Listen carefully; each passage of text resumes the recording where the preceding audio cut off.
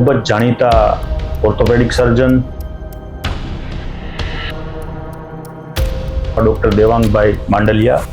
આરોગ્ય છે એ સૌથી પાયાની બાબત છે. એક્સિડન્ટ કેસીસ હંમેશા ચેલેન્જિંગ હોય.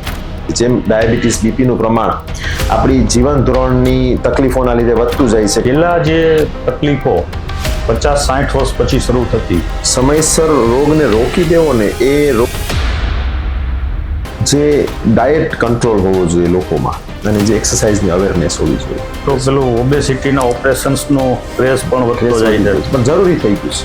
70-80 વર્ષના થાવ ને ત્યાં સુધી લાઈફને સારી રીતે એન્જોય કરો. 100 પેશન્ટ્સમાંથી 20-25-30 પેશન્ટ સુધી એવા હોય છે કે જેને ખરેખર છેલ્લો સારવારનો વિકલ્પ ની રિપ્લેસમેન્ટ. Difficult to comment. પ્રશ્ન અઘરો છે. નમસ્કાર દર્શક મિત્રો, ચક્રવાત ન્યૂઝના પોડકાસ્ટ સ્ટુડિયોમાં આજે આપણી સાથે મહેમાન તરીકે ઉપસ્થિત છે રાજકોટના ખૂબ જ જાણીતા ઓર્થોપેડિક સર્જન અને આરોગ્યમ હોસ્પિટલના સંચાલક એવા ડૉક્ટર દેવાંગભાઈ માંડલિયા. માંડલિયા સાહેબ, આપનું સ્વાગત છે. Thank you. માંડલિયા સાહેબ, આપણે ચર્ચાની શરૂઆત હું આપની પાસેથી એ જાણવા માંગીશ કે આપ એક ખ્યાતનામ ડૉક્ટર તરીકે અત્યારે રાજકોટ અને સૌરાષ્ટ્રમાં જાણીતા છો, તો આપનું બાળપણ કયા પ્રકારનું વીત્યું છે અને તમને આ ડૉક્ટર બનવાની પ્રેરણા કઈ રીતે મળી અને તમે સફળતાપૂર્વક આ પ્રોફેશનમાં કઈ રીતે આગળ આવ્યા, એ થોડું અમારા દર્શક મિત્રો સુધી આપ પ્રકાશ પાડશો. એકચ્યુઅલી ફાધર બેંકમાં, એટલે થોડું એજ્યુકેશનનું ભણતરનું બેકગ્રાઉન્ડ ખરું કે એટલીસ્ટ એટલી સમજણ ખરી કે ભણીને આગળ વધાય. એટલે શરૂઆત મારા ફાધર બેંકમાં અલગ અલગ ગામડાઓમાં રહેવાનું થયેલું, અલગ અલગ નાની નાની સરકારી સ્કૂલોમાં બી ભણવાનું થયેલું. એટલે બધા જ પ્રકારના મિત્રો સાથે રહેવાનો, બધા પ્રકારના ટીચર્સના અંડરમાં ભણવાનો અનુભવ થયો. અને એ ભણતા એટલું સમજાતું ગયું કે ભણતરથી આગળ વધી શકાશે, સક્સેસ મળશે. સારા સક્સેસ ફિગર્સને દુનિયામાં વાંચતા, ટીવીમાં જોતા, સાંભળતા જોયા અને એના પરથી અમને ખ્યાલ આવ્યો કે આગળ વધી શકાય અને કોઈ પણ ફિલ્ડમાં વધી શકાય. નાનું ભણતર નાના ગામડાઓમાંથી અને લાસ્ટ ઓપોર્ચ્યુનિટી રાજકોટ આવીને 10મા ધોરણ પછી મને મળી. વિરાણી સ્કૂલમાં હું ભણ્યો. મારા ટીચર્સ ખૂબ સારા હતા, સ્કૂલના, ટ્યુશન્સના બધા. અને એક વિઝન આપ્યું કે ભાઈ ડૉક્ટર બનાય. હા, શીખવાની આવડત હતી પણ કઈ દિશામાં જવું એ નથી ખબર. પણ ટીચર્સથી, શિક્ષકોથી એટલો ખ્યાલ આવ્યો કે ડોક્ટરી ફિલ્ડ સૌથી કઠિન અને સૌથી ડિફિકલ્ટ મેરિટમાં આગળ જતું હોય છે કે તમારો હાઈએસ્ટ રેન્ક જો 12મા ધોરણમાં સાયન્સમાં હોય તો તમને મેડિકલમાં એડમિશન મળે. 2001માં ભૂકંપ વખતે 12માની એક્ઝામ આપી અને મહેનત અને શિક્ષકોના અને પેરેન્ટ્સના આશીર્વાદથી સારા માર્ક્સ સાથે રાજકોટમાં હું પાસ થયો અને ગુજરાતની બેસ્ટ મેડિકલ કોલેજ એટલે કે બીજે મેડિકલ કોલેજ અમદાવાદ સિવિલ હોસ્પિટલમાં અમને એડમિશન મળ્યું. અમે લોકોનું ગ્રુપ હતું, અમારું ડોક્ટર્સ બધા સ્ટુડન્ટ્સનું. ત્યાંથી અમારા ડોક્ટરીના ભણતરની શરૂઆત થઈ. એટલે એક સારો અનુભવ પહેલો મળ્યો કે સૌથી સારી કોલેજમાં આપણને એડમિશન મળ્યું છે. 5 વર્ષ MBBSના, 1 વર્ષ ઇન્ટર્નશીપનું, 1 વર્ષ ફર્ધર પ્રિપેરેશન અને અમારા સમયે સૌથી ડિફિકલ્ટ એડમિશનમાં જે બ્રાન્ચ ગણાતી ઓર્થોપેડિક, કે જે ખૂબ મહેનત કરે વિદ્યાર્થીઓ અને સારા રેન્ક્સ હોય. નીટની જેમ અત્યારે એક્ઝામ હોય છે એમ અમારે બી ત્યારે એન્ટ્રન્સ એક્ઝામ હતી. નીટ નથી, લોકલ એક્ઝામ્સ હતી. એમાં જેનો સારો રેન્ક આવે એ વ્યક્તિને મેડિસિન, રેડિયો, ઓર્થો એવી બધી બ્રાન્ચમાં એડમિશન મળે. એટલે એમાં બી ભગવાનની દયાથી સારો રેન્ક આવતા ઓર્થોપેડિકની બ્રાન્ચ મળી અને એ બી અમદાવાદ સિવિલ હોસ્પિટલ બીજે મેડિકલ કોલેજમાં જ, કે જે એવી જગ્યા કે જ્યાં ઓલ ઓવર એશિયામાં સૌથી વધારે પેશન્ટ ટર્નઓવર હતું. ત્યારે એ એશિયાની સૌથી મોટી હોસ્પિટલ કહેવાતી. તો એમાં અમને લોકોને ઓર્થોપેડિકનું મેક્સિમમ એક્સપોઝર એગ્રેસિવ ટ્રીટમેન્ટ સાથે 3 વર્ષ સુધી શીખવા મળ્યું. અને એ 3 વર્ષનું અમારું મેઇન ઘડતર અમને એક સારા ઓર્થોપેડિક સર્જન બાજુ લઈ ગયો. એટલે આવી રીતે અમારી ઓર્થોપેડિકના ભણતરની શરૂઆત થઈ.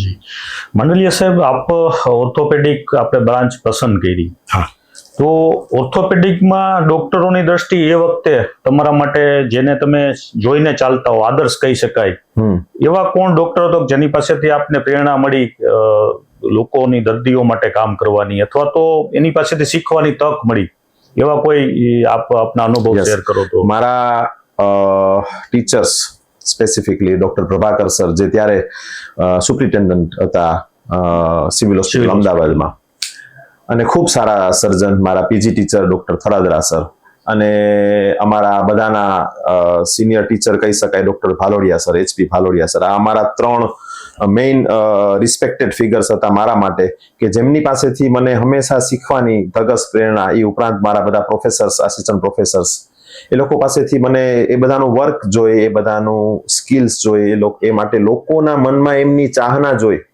અને ઘણી બધી વખત એવું થતું કે આટલી સારી ચાહના, આટલું સરસ ડેડિકેશન જો એ લોકો આપી શકે તો એનો 10મા ભાગનું બી આપણે મહેનત કરીને આપવાની કોશિશ કરશું સમાજને.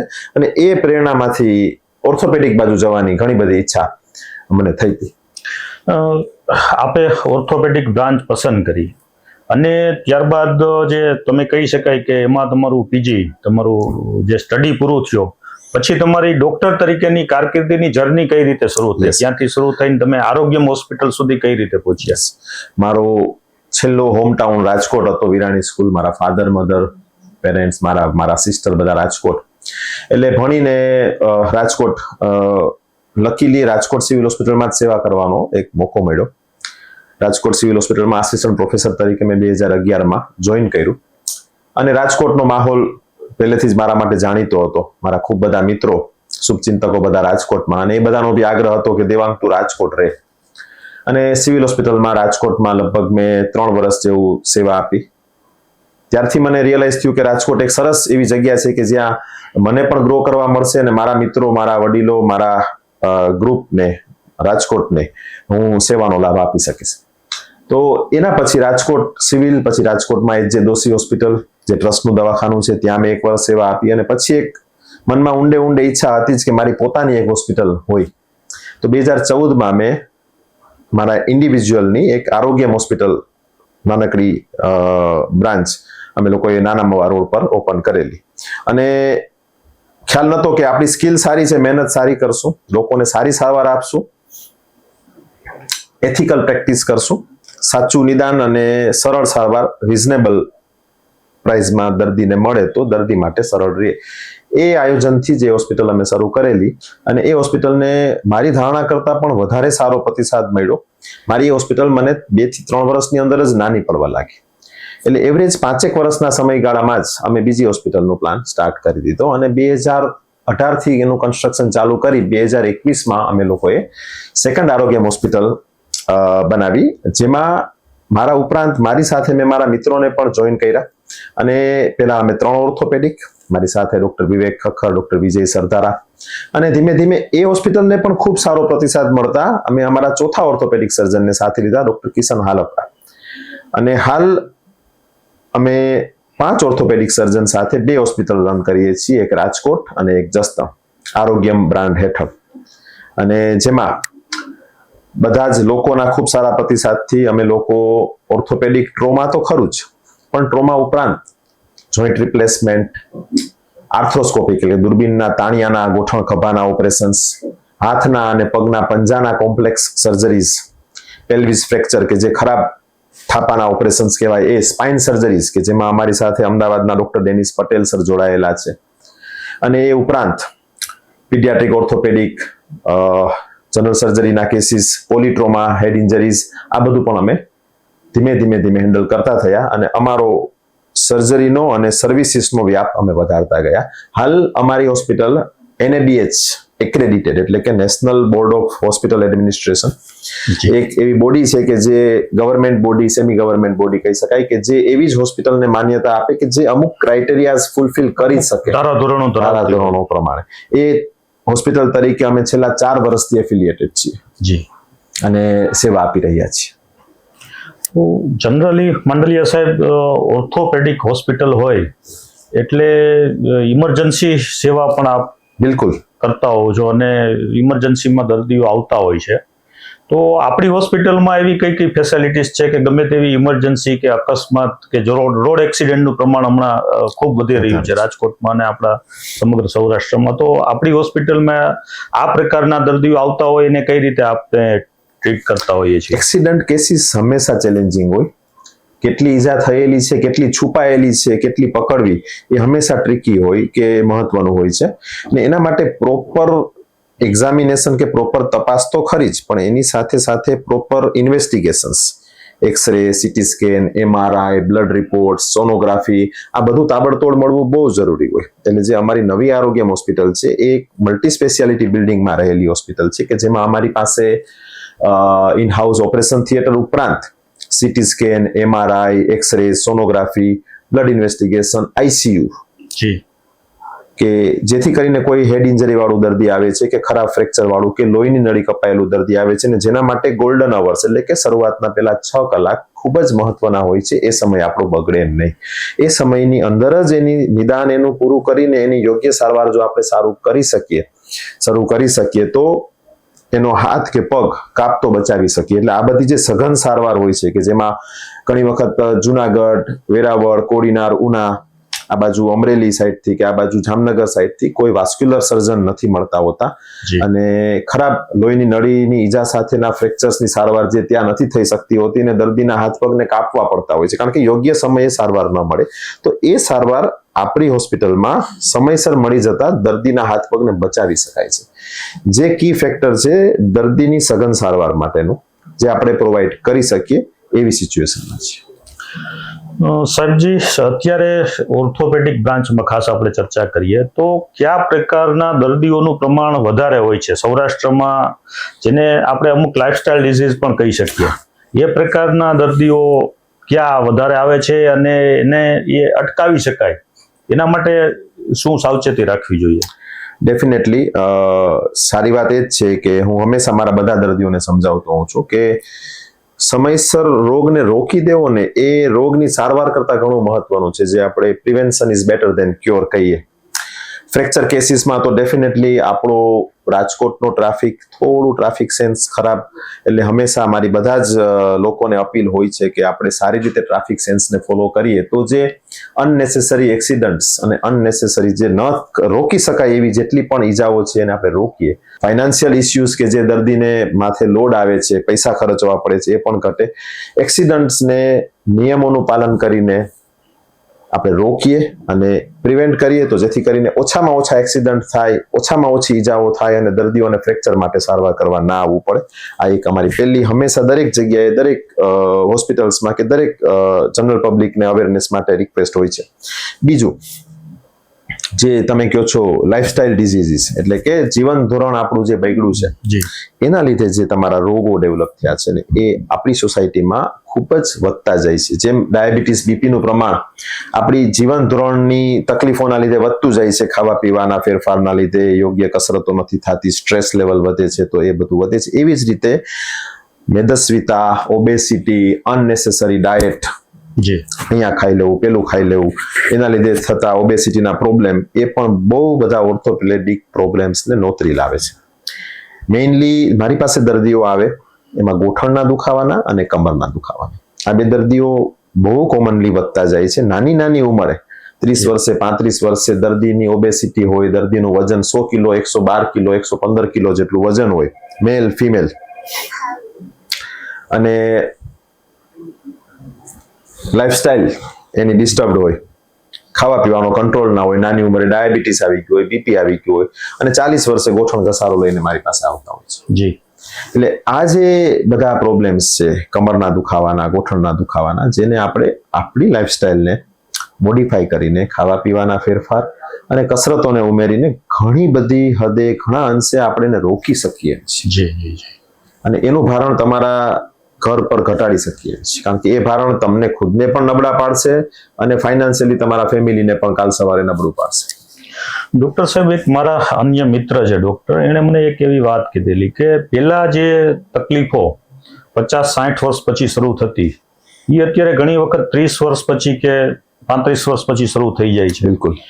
અને એની પાછળ ઘણા બધા કારણો હોઈ શકે. તો આપની દ્રષ્ટિકોણથી એવું શા માટે થઈ રહ્યું છે ને એનો કઈ રીતે આપણે એનો ઉપાય કરી શકીએ? બિલકુલ. આજના જમાનામાં, આ યુગમાં સ્પેસિફિકલી હું રાજકોટમાં તો ખૂબ જ જોઉં છું, જે ડાયટ કંટ્રોલ હોવો જોઈએ લોકોમાં અને જે એક્સરસાઇઝની અવેરનેસ હોવી જોઈએ એ સૌથી વધારે લેકિંગ, એટલે કે ખાવા પીવાની સમજણ ઓછી અને કસરત માટેની આળસ, આ બે વસ્તુ બહુ જ કોમનલી એટલે બેઠાડું જીવન સેડેન્ટરી લાઈફસ્ટાઈલ, બેઠાડું જીવન. અને ડેફિનેટલી મોબાઈલ એડિક્શન્સ, આજે હું ઘણા યુવાનોને જોઉં છું કે એમની પાસે સમય છે તો એ આઉટડોર ગેમ્સ નહીં રમે, કોઈ એક્ટિવિટી નહીં કરે, કોઈ જીમમાં નહીં જાય, બેઠા બેઠા મોબાઈલની રીલ્સ જોશે કે મોબાઈલમાં ચેટિંગ કરશે, વોટેવર. એટલે એ જે બેઠાડું સમય છે ને, એ તમારા બોડીને ડેફિનેટલી ધીમે ધીમે ધીમે હાર્મ કરતો જાય કે નુકસાન આપતો જાય. અને પછી જો તમે ધ્યાન ન આપો તો એક લેવલથી અપ તમારી ઓબેસિટી જાય, તમારું વજન વધે, તમારું ખાવામાં કંટ્રોલ ન હોય, અને પછી રિવર્સ આવવું એ તમારા માટે અઘરું થતું જાય. તમે પછી અમને ફરિયાદ કરે દર્દીઓ ઘણી વખત કે સાહેબ બહુ ડાયટિંગ કરું છું પણ મારું વજન નથી ઘટતું, એક્સરસાઇઝ કરવી છે પણ હવે મારા ગોઠણ છે એ મને સાથ નથી આપતા. એ સ્ટેજે પહોંચો ને પછી રિવર્સ આવવામાં બહુ સમય લાગે. એટલે એના પહેલા તમે જો એને રોકી લો ને તમારી લાઈફસ્ટાઈલ સુધારીને, તો આ બધા ડિઝીઝથી તમે બહુ બચી જાઓ. અને ઘણા મોટી ઉંમરના દર્દીઓ, ગામડાના સ્પેસિફિકલી મારી પાસે આવતા હોય, અંકલ આંટી હોય, ઉંમર ઘણી વખત 60, 65, 70 વર્ષ હોય, પણ સરળતાથી રહ્યા હોય, જીવન ધોરણ સાદું સરળ રાખ્યું હોય, ખોરાકી ચોખ્ખી હોય, એના હાડકા બી મજબૂત હોય, એના સ્નાયુ બી સારા હોય, સાંધા બી સારા હોય. હા, ખેતીવાડીના કામ કરીને ગોઠણ ઘસાઈ ગયા હોય અને અમે એનો ની રિપ્લેસ કરી દઈએ, નવો ગોઠણ નાખી દઈએ, પણ માજી ચાલતા તરત થઈ જાય. બરાબર. એટલે આજે ફાયદાઓ જૂની પેઢીને મળે છે કે ગામડામાં જે લોકોના સ્ટ્રોંગ બોડી રહ્યા છે એટલા સારા અત્યારે ઘણી વખત અમને સિટીમાં નથી જોવા મળતા. બરાબર. અને સારા ઘરના લેડીઝ જેન્ટ્સ બંને એક મોટી બીમારી અમારી પાસે વારે વારે લઈને આવે અને એ મેદસ્વીતા, જાડાપણ. તમે તમારા જ ફ્લેટમાં કે તમારા જ આજુબાજુમાં કદાચ 20 માણસોને પકડશો ને તેમાંથી 8 તમને જાડા મળશે કે જે ન હોવા જોઈએ. બરાબર. આટલું બધો ઇન્સિડન્સ અને મેદસ્વીતાનો હવે તો પેલું ઓબેસિટીના ઓપરેશન્સનો ક્રેઝ પણ વધતો જાય છે, પણ જરૂરી થઈ ગયું છે. હવે તો ઓબેસિટીના પહેલા ભારે ઇન્જેક્શન્સ બી આવી ગયા છે. અચ્છા. કે જે તમે એન્ડોક્રાઇનોલોજીસ્ટ ડોક્ટરને બતાવીને લઈ શકો, એનાથી તમારું વજન ઘટે. પણ અલ્ટિમેટલી ફાયદો કોને થયો એનો? જે ઓબેસિટીના ઇન્જેક્શન બનાવતી ફોરેનની કંપની છે એને. બિલકુલ. અને એને ઇન્ડિયામાં બહુ મોટું માર્કેટ હવે દેખાય છે. જી. શેના લીધે કે ભાઈ અહીંયા તો બહુ ઓબેસિટી છે, માણસો ખાવામાં તો કંઈ સમજતા જ નથી. આજે દર અઠવાડિયે 2 નવા રેસ્ટોરન્ટ રાજકોટમાં ખુલે અને બીજા જ દિવસે તમે ત્યાં જાઓ ને તો તમને 1.5 કલાકનું વેઇટિંગ મળે. શું કામ? તો કે બસ માણસોને જવું જ છે, બારે જ જમવું છે. એટલે નવી પેઢી છે જેનજી, એને ખાસ શું તમારો message as a doctor? Yes, Gen Z માં અભૂતપૂર્વ ક્ષમતા છે, નોલેજમાં અમારાથી ફાર સુપિરિયર, હોશિયાર પેઢી છે. મને તો આનંદ થાય બધાને હું ભણતા જો, હમણાં નીટની એક્ઝામમાં, જેઈમાં બધામાં રેન્ક લાવતા જોઉં એ લોકોને હું. પણ ડેફિનેટલી એક વસ્તુ જેનઝીને હું કહીશ કે તમારું સ્પોર્ટ્સ હંમેશા એક પકડી રાખજો. કોઈ પણ એક સ્પોર્ટ્સ કે રમત કે જેમાં તમને ઇન્ટરેસ્ટ છે એને હંમેશા પકડો, એને ક્યારેય ના છોડો.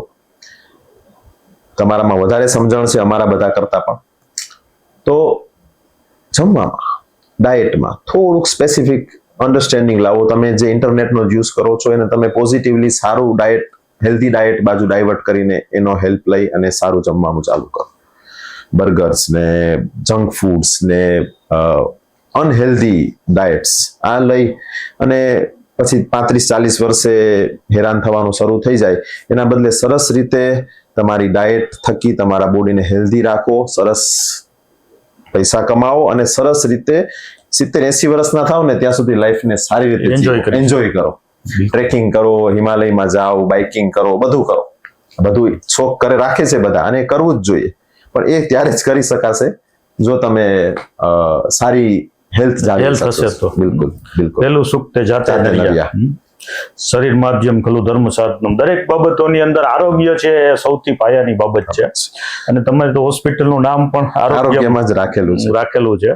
તો બીજું એક આપની પાસેથી હું ખાસ મારી જાણવાની ઈચ્છા છે કે જે સ્ટ્રેસફુલ લાઈફ થઈ છે લોકોની, એને કારણે મનોશારીરિક રોગનું પ્રમાણ વધતું જાય છે કે જે મન સાથે જોડાયેલા રોગ હોય છે.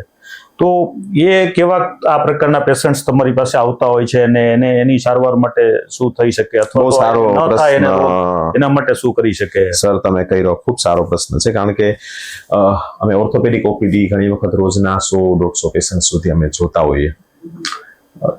અમે લોકો ઓબ્ઝર્વ કરીએ છીએ કે એ 100 પેશન્ટ્સમાંથી 20, 25, 30 પેશન્ટ સુધી એવા હોય છે કે જેને ખરેખર કમરનો દુખાવો કમરના લીધે નથી કે વાસાનો દુખાવો વાસાના લીધે નથી, પણ સ્ટ્રેસના લીધે છે. ઓવરલોડેડ વર્ક, ઘણી વખત સાયકોલોજીકલ ઇસ્યુઝ, અને આ બધાનું બી અલ્ટિમેટલી કારણ એ જ છે કે તમારું એક્સપોઝર બહુ લિમિટેડ થઈ ગયું છે. બેન્કર્સ છે તો બહુ ઓવરલોડેડ બેંકમાં વર્ક કરે છે કે જેના લીધે એને એટલો બધો મેન્ટલ સ્ટ્રેસ રહે છે કે એના અપર બેક્સ બહુ દુખાવો કરતા હોય. અમે એનું લાઈફસ્ટાઈલ થોડીક મોડિફાઈ કરીએ તો બેક પેઇન જતો રહે છે. અગેન એમને અમે ફિઝિયોથેરાપી માટે, કસરત માટે મોટિવેટ કરીએ છીએ તો એમના પેઇન જતા રહે છે. એટલે ઓર્થોપેડિક દુખાવામાં સાયકોસોમેટિક પેઇન એટલે કે ખરેખર માનસિક તકલીફોના લીધે શારીરિક દુખાવા પછી જેની સારવાર ઓર્થોપેડિક થકી શક્ય ના હોય. હા, કસરતથી ડેફિનેટલી તમારામાં પોઝિટિવ હોર્મોન્સ જનરેટ થાય, એન્ડોર્ફિન્સ બને, ડોપામિનનું લેવલ તમારું વધે, તો એનાથી પણ તમારા સાયકોલોજીકલ ઇસ્યુઝ સોલ્વ થાય, એનાથી તમારા ફિઝિકલ ઇસ્યુઝ અગેન સોલ્વ થાય. એટલે કે તમારા મનોસ્થિતિ સુધરશે તો શરીરની સ્થિતિ ઓટોમેટિક સુધરશે. ત્યાં પણ કસરતનો રોલ ખૂબ જ વધારે છે. જી, ખૂબ જ, એટલે એ જરૂરી છે. બીજું અત્યારે સાહેબજી એક કોમન પ્રશ્ન છે કે મોટા ભાગના 50-60 ઉંમર વટાવી જાય છે અને ઘૂંટણની તકલીફ હોય છે મોટા ભાગના દર્દીઓને, તો એ એકચ્યુઅલી રોગ શું છે અને એની સારવાર કઈ રીતે શક્ય છે? આપણા સોસાયટીમાં ઇન્ડિયન, ચાઇનીઝ આ બધા એરિયાઝમાં, આપણી સોસાયટીઝમાં નીચે બેસવું એટલે કે સ્ક્વોટ કરવું, ઉભળક બેસવું, પલાઠી બેસવું, એ આપણી રોજિંદી ક્રિયાઓ છે. જી, અને એ સારી વસ્તુ છે. નીચે બેસવામાં કોઈ નુકસાન નથી ને આપણા વડવા બધા નીચે બેસીને જ, આપણે પણ નીચે બેસીને ખેતીવાડીના કામમાં બી લોકો હાલ નીચે બેસે. નીચે ઉઠબેસ બહુ થાય, અને જો શરીરનું વજન વધારે હોય ને તો તમારા ગોઠણ છે ને એક સમયે તમને જવાબ આપે. અને ધીમે ધીમે ધીમે ગોઠણમાં વેર એન્ડ ટેર, આપણે કેમ ગાડી નવી લઈએ તો એમાં 10 વર્ષે વેર એન્ડ ટેર આવે, એમ તમારા ગોઠણમાં 50 વર્ષે 55 વર્ષે વેર એન્ડ ટેર શરૂ થાય, એટલે કે કસારો શરૂ થાય. અને ઈ કસારો એટલે આપણા ગોઠણનો જે કસારો બધા સમજાવે, ગાદીનો કસારો, અને એમાં પછી દર્દીને દુખાવો શરૂ થાય. એટલે એ આપણા સોસાયટી માટે અત્યારે બહુ હેવી લોડ છે. ખૂબ બધા દર્દીઓને ધીમે ધીમે આ બધું વધી રહ્યું છે, જેનું કારણ જીવન ધોરણ સુધરતા ઉંમર વધી ગઈ છે બધાની. પેલા માણસો 60-65 વર્ષની એવરેજ લાઈફ એક્સપેક્ટન્સી હતી, હવે સારા મેડિકલ સુવિધાઓના લીધે દર્દી છે જે 75-80 વર્ષ સુધી પહોંચી જાય છે. એટલે એ જે 15 વર્ષનો ગાળો છે ને 60 થી 75-80 સુધીનો, એ દરમિયાન એને આ ગોઠણના દુખાવા કસારા હેરાન કરે છે. એટલે એમાં પણ જો શરૂઆતથી આપણે લાઈફસ્ટાઈલમાં થોડું ધ્યાન રાખીએ, વજન વધવા ન દઈએ, નીચે ઉઠબેસ ઓછી રાખીએ અને નિયમિત કસરત કરીએ તો આપણે એને અટકાવી શકીએ. જી, એ કસારાને ધીમો પાડી શકીએ. પછી પણ જો કસારો વધે છે તો પછી સર્જિકલ ટ્રીટમેન્ટ બાજુ આપણે ફરજિયાત ઓપરેશન્સ બાજુ જવું પડે. એટલે આપણે જે ની રિપ્લેસમેન્ટ કહીએ છીએ એ આપણે આરોગ્ય હોસ્પિટલમાં આ પ્રકારની કેટલી આપણે ની રિપ્લેસમેન્ટના દર્દીઓ આવતા હોય છે અને કઈ રીતે આપણે સારવાર ઓપરેશન્સ કરતા હોઈએ છીએ? ગોઠણના સાંધાનો ઘસારો છે ને એનો છેલ્લો સારવારનો વિકલ્પ ની રિપ્લેસમેન્ટ છે. જી, અમારા મોટાભાગના દર્દીઓમાં અમારો હંમેશા એક આગ્રહ હોય છે અને અમારી પહેલી પ્રાયોરિટી હોય છે કે અમે સાંધાને કોઈ પણ ભોગે બચાવીએ. અત્યારે ઓલ ઓવર વર્લ્ડમાં ની પ્રિઝર્વેશન, જી, એ પહેલી પ્રાયોરિટી છે. ની રિપ્લેસમેન્ટ એ બીજી પ્રાયોરિટી છે. એટલે જ્યાં સુધી તમારો કુદરતી જોઈન્ટ, ભગવાન દીધેલો ગોઠણ બચતો હોય ત્યાં સુધી હંમેશા એને બચાવવાનો. જેના ટ્રીટમેન્ટ ઓપ્શન્સ જો સમયસર તમારા દ્વારા એ સારવાર લેવામાં આવે તો મળે છે, સર્જરી વગર પણ અને સર્જરી સાથે પણ. એટલે હંમેશા અમારા ગોઠણના દર્દીઓ જ્યારે અમારી પાસે આવે ઘસારો લઈને, તો ઘસારાના ગ્રેડિંગ્સ હોય કે ભાઈ હળવો ઘસારો, મધ્યમ ઘસારો, ભારે ઘસારો, અતિ ભારે ઘસારો. જી, તો જ્યારે દર્દી અમારી પાસે હળવા મધ્યમ ઘસારા સાથે પહોંચે તો અમે લાઈફસ્ટાઈલ મોડિફિકેશનથી, એક્સરસાઇઝથી, ઇન્જેક્શન્સથી, કસરત ખાસ બ્રેસીસથી અમે એને સારવાર આપવાની કોશિશ કરીએ કે ભાઈ એનો કુદરતી જોઈન્ટ જ્યાં સુધી ચાલતો હોય ત્યાં સુધી ચાલે. હળવાથી મધ્યમ, મધ્યમથી ભારે ઘસારાની વચ્ચેના ઘસારામાં દર્દી થોડા ઘણા વાંકા પગ લઈને આવે પણ જોઈન્ટ સારો હોય, શરૂઆત થઈ હોય ઘસારાની, એમાં વાંકા પગ સીધા કરવાના ઓપરેશન્સ કે જે રાજકોટમાં બી ખૂબ ઓછા ડોક્ટર્સ કરતા હોય છે. એ ઓપરેશન્સ ખરેખર દર્દી માટે વરદાન જેવું છે કે જે વધારે ચાઇનીઝ અને જાપાનીઝ લોકોમાં થતું હોય છે. જી, ત્યાં છે ને રિપ્લેસમેન્ટનો એ લોકો આગ્રહ બહુ ઓછો રાખે. ભગવાને દીધેલો જોઈન્ટ બચાવવાનો, એટલે એવી પણ સર્જરીસ થાય કે જેમાં તમે તમારા ગોઠણના હાડકાનું અલાઇનમેન્ટ સુધારી અને તમારા વાંકા પગને સીધા કરો, અને એ વાંકો પગ તમારો સીધો થઈ જાય, અને એ અલાઇનમેન્ટ થકી તમે બીજા 20 વર્ષ 15 વર્ષ 30 વર્ષ વધારાના ખેંચી શકો. હા, પછી તમારો ગોઠણ ઘસાય છે જી. ત્યારે યા તો પછી અડધો ગોઠણ ઘસાય છે તો આપણે અડધો સાંધો બદલીએ, આખો ઘસાય છે તો ટોટલની રિપ્લેસમેન્ટ કરીએ. એટલે વાંકા પગ સીધા કરવાનું ઓપરેશન, અડધો સાંધો બદલવાનું ઓપરેશન, આ બધા જ્યારે સક્સેસફુલ ન થાય કે જ્યારે આ બધાથી વધારે ઘસારો દર્દી અતિ ભારે ઘસારા બાજુ જાય, ત્યારે જ ટોટલની રિપ્લેસમેન્ટનો ઓપ્શન વિચારવાનો, ત્યાં સુધી નહીં. એટલે હંમેશા અમે અમારા બધા દર્દીને આ સમજાવીએ કે યોગ્ય સમયે તમારા યોગ્ય ડોક્ટરને મળો, સમયસર તમારા ગોઠણના ઘસારાનું નિદાન કરો, અને ની રિપ્લેસમેન્ટ સુધી પહોંચો એ પહેલા જ એની તમે સારવાર પૂરી કરો, કે જેથી કરીને તમે કદાચ 60, 65, 70 વર્ષ સુધી પહોંચો, 75 વર્ષ સુધી પહોંચો તો ત્યાં સુધી તમારે ની રિપ્લેસમેન્ટ કરાવવું ન પડે. હવે સાહેબ સૌથી એક આ જ પ્રકારનો લોકોની અંદર ફરિયાદ હોય છે કે ભાઈ અમારી નસ દબાય છે, જે આપણી સ્પાઇનલ કોડ હોય કરોડરજ્જુ, એમાં આ પ્રકારના ફરિયાદો ને આ પ્રકારના દર્દીઓનું પ્રમાણ પણ ઘણું વધારે. આ નસ દબાવી એટલે શું? સાદી ભાષામાં દર્દી જમને કહી દે, સાહેબ સાયટિકા લાગે છે. બરાબર. એટલે સાયટિકા એક ઇંગ્લિશ વર્ડ છે. જી જી. પણ આપણા સોસાયટીમાં એટલો બધો ઇન્વોલ્વ થઈ ગયો છે, બરાબર, જનરલ યુઝમાં આવી ગયો છે કે દર્દી, ગામડાના દર્દી પણ તળપદી ભાષામાં બી સાહેબ સાયટિકા થયું છે એટલામાં સમજી જાય છે. Sciatica is basically medical terminology. અમારી બુક્સમાં સાયટિકા પ્રોપર મેન્શન છે. અમેરિકામાં બી આ જ શબ્દ બોલાય છે. એટલે એને પણ તમારા કસારા સાથે ઘણા બધા લેવા દેવા છે. સાયટિકાના ઘણા કારણો હોય. નાની ઉંમરે અગેન લેક ઓફ એક્સરસાઇઝ, કસરત નથી થતી, દર્દીનું વજન વધારે છે અને લાવ આજે હું તને તેલનો ડબ્બો ઉપાડી દઉં એમ કરીને વાંચા વળે ને ગાદી ખસી જાય, ઝટકો લાગે અને નસ દબાઈ જાય અને પગ ફાટે, જકડાઈ જાય. એટલે જે આપણે સાયટિકા કહીએ એ નાની ઉંમરે ગાદી ખસવાના લીધે થાય, જેની સારવાર અગેન તમારી દવા, આરામ, જી, વધીને ઇન્જેક્શન્સ 90% દર્દીને સારું થઈ જાય. એ સાયટિકામાં 10% દર્દીમાં જ ગાદી ખસવાના લીધે ઓપરેશનની જરૂર પડે. બરાબર. એ ખરેખર દર્દીઓને સમજવાની જરૂર હોય છે કે બહુ જલ્દીથી સાયટિકાથી ડરી ન જાય અને સારા ડોક્ટરને મળી અને પ્રોપર સારવાર લે.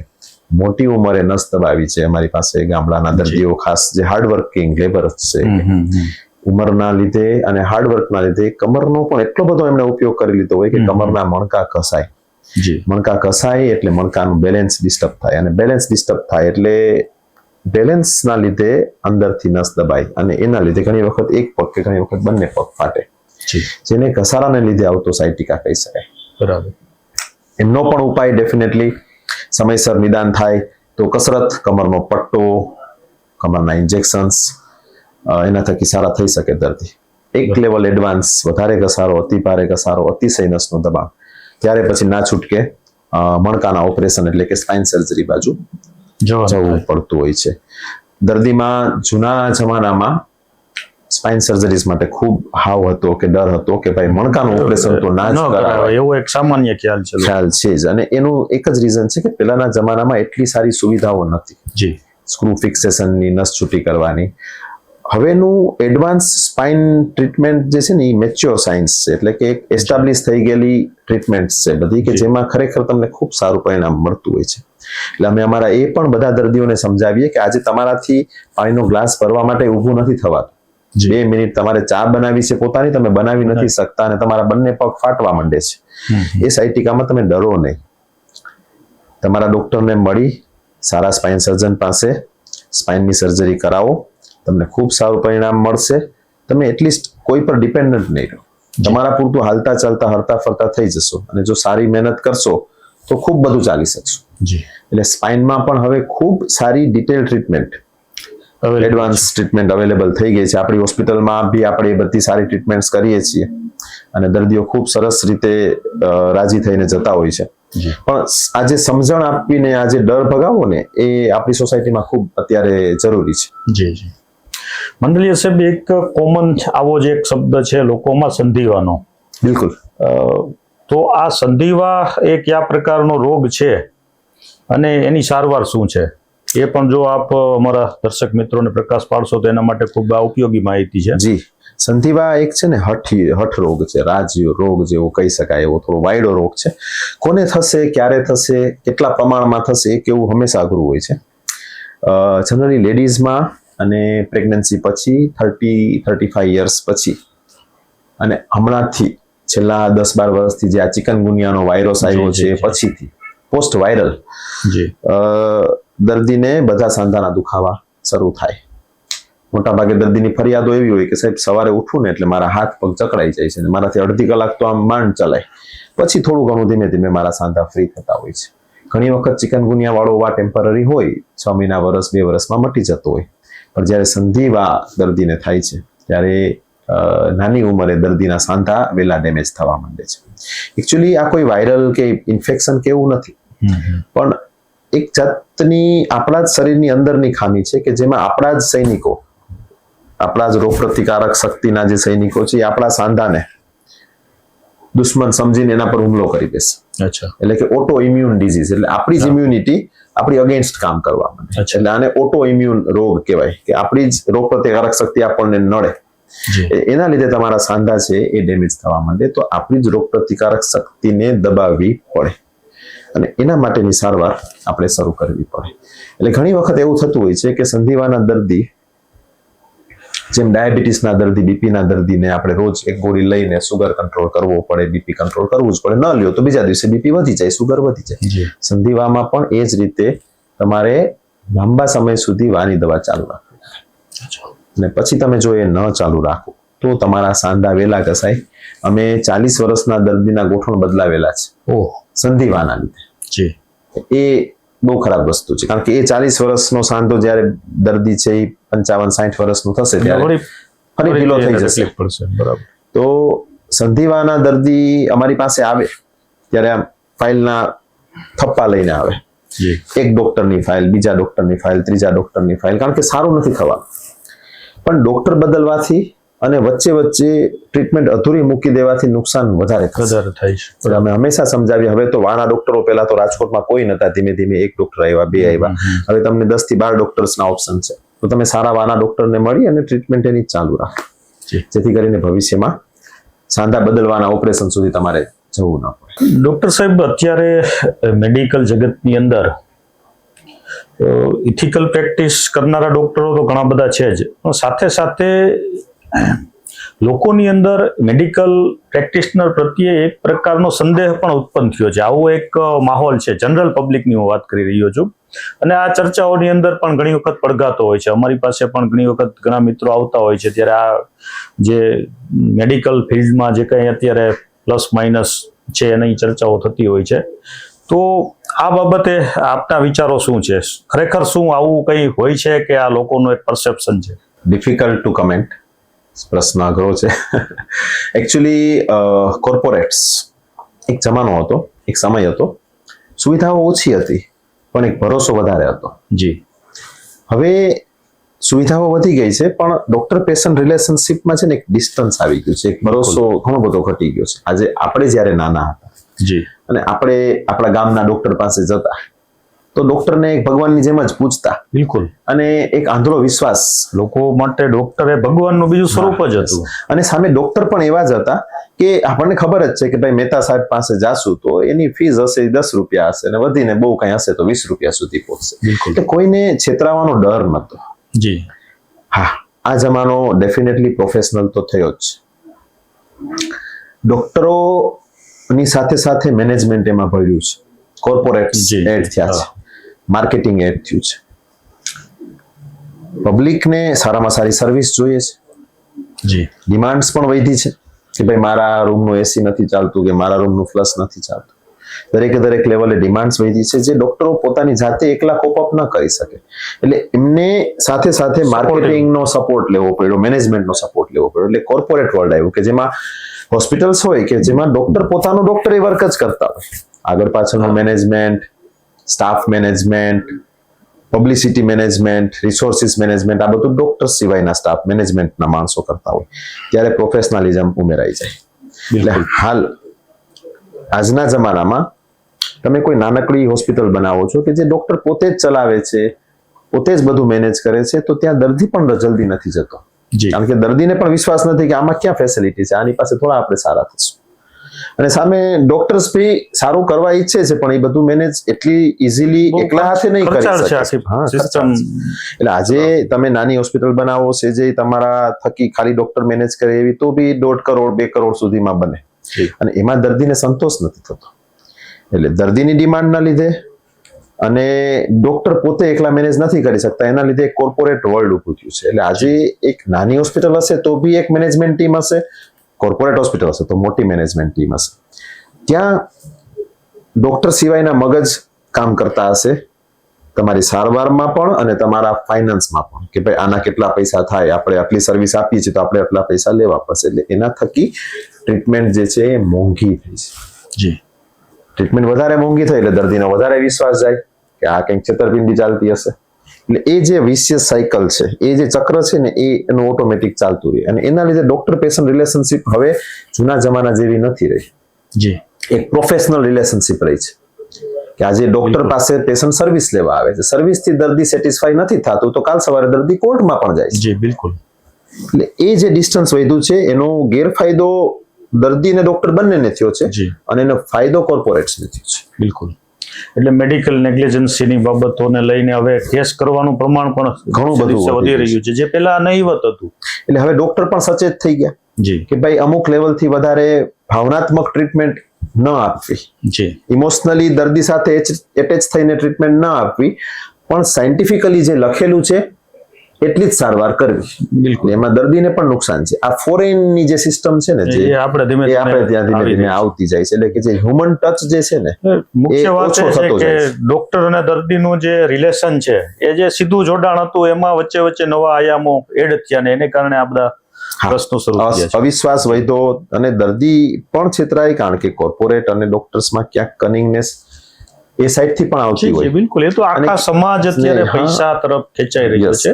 એમાં કોઈ એક વર્ગ કે એક પ્રોફેશનને આપણે બ્લેમ કરી શકીએ એમ નથી. આખું સમાજની દ્રષ્ટિકોણ છે એ મની ઓરિએન્ટેડ અને હોસ્પિટલ્સ છે, કોર્પોરેટ્સ છે કે નાની હોસ્પિટલ છે, એ પણ એમની જગ્યાએ સાચા છે કે એમના પણ એક્સપેન્સીસ એટલા વધારે છે, તો સારી સારવાર માટે ખર્ચો કરવો પડે છે. બિલકુલ. તો દર્દી પાસેથી લેવા પણ પડે છે. સામે સારવાર મોંઘી થાય તો દર્દીને પણ અસંતોષ છે. બિલકુલ. પણ હવે જરૂરિયાત થઈ ગઈ છે કે સઘન સારવાર માટે તમારે સારી હોસ્પિટલ, સારા સેટઅપમાં, સારા ઇક્વિપમેન્ટ્સની નીચે જ સારવાર લેવી પડે, જી. અને એના માટે તમારે ખર્ચો તો થઈ જ જાય છે. એની સામે અમે હંમેશા દર્દીને સમજાવતા હોઈએ કે જો તમારાથી ફાઇનાન્શિયલી નથી પહોંચાતું તો સરકારશ્રી પણ ખૂબ મહેનત કરે છે. રાજકોટમાં કદાચ સુપર સ્પેશિયાલિટી વર્ક હજુ ડેવલપ થઈ રહ્યું છે સરકારીમાં, પણ અમદાવાદ જેવા શહેરોમાં સુપર સ્પેશિયાલિટી સરકારી વર્ક પણ તમને ખૂબ સારું મળી રહી છે. જો તમે હંમેશા એનું પણ એક્સપોઝર લો અને સારવાર લો તો સારા ડોક્ટરો પાસે ઓછા ખર્ચે તમને ઘણી સારી સારવાર મળી રહે છે. તો બસ તમારે યોગ્ય જગ્યાએ પહોંચવાનું હોય છે. બિલકુલ. માંડલિયા સાહેબ, આપ ચક્રવાત સ્ટુડિયોમાં પધાર્યા અને ખૂબ સરસ અમારા દર્શક મિત્રો માટે મેડિકલ જગતમાં ઉપયોગી થઈ શકે, એના શારીરિક ઉપચાર માટે એને ઘણું માર્ગદર્શન મળી શકે એ પ્રકારની માહિતી આપી. ખૂબ ખૂબ ધન્યવાદ. Thank you sir.